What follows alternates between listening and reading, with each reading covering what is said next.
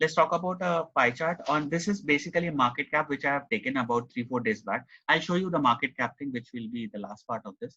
So this is basically, let's say, a promoter holding where I'm trying to put a pie chart.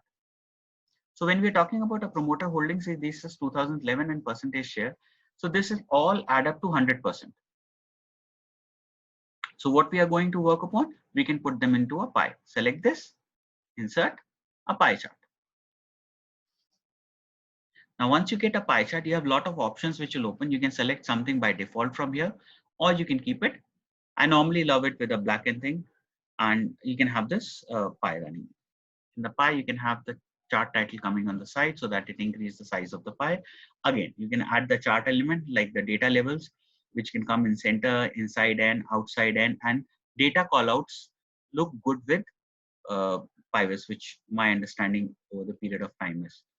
Because you can just select the data callouts and they will automatically create that link.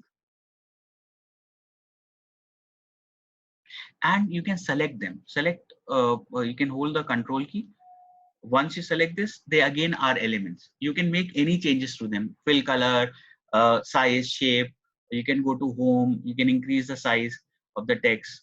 You can do anything that you want because they are by themselves objects. So if you want to work on a single object, double click this and you can make a change. Say for example, the promoters are the highest ones. So I'll select promoters and I'll say solid fill and fill it with some red or some color.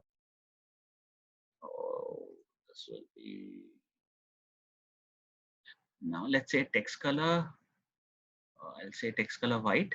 Now you can see. So promoters, you can make them big and you can make them stand out. So that way you can change this entire.